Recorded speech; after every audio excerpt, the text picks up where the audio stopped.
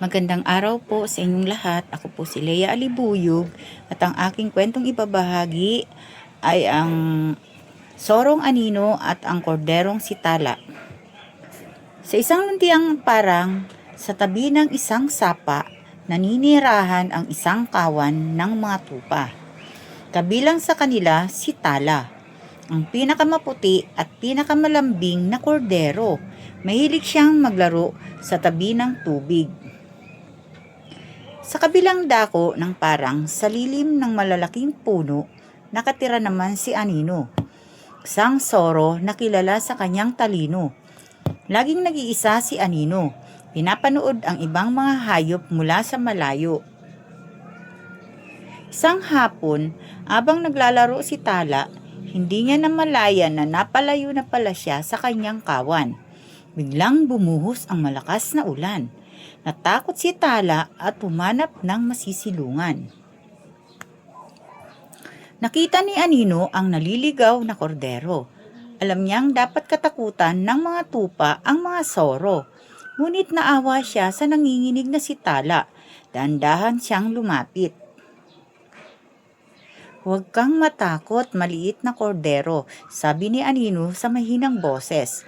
"Sumilong muna tayo sa aking lungga hanggang tumila ang ulan." Nagulat si Tala, ngunit sumunod siya.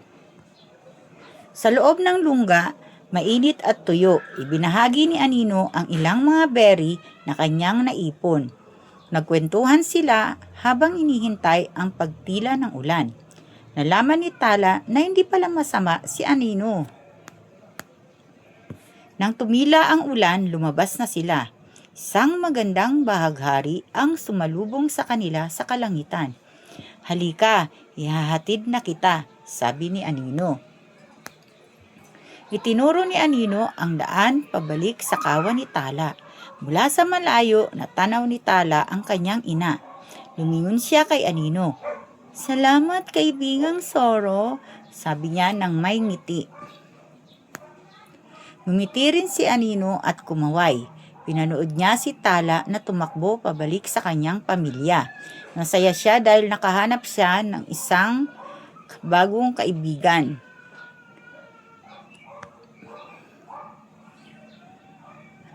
Mula noon, madalas nang magkita sina Anino at Tala sa tabi ng sapa. Pinakita nila sa lahat ng isang soro at isang kordero ay maaaring maging matalik na magkaibigan. Mabuting aral sa kwento. Lahat tayo ay pantay sa mata ng Diyos. Kahit ano pa ang itsura natin ay may kabutihan at kagandaan loob ang bawat isa. Kaya huwag tayong humusga sa panlabas na itsura. Maraming salamat po.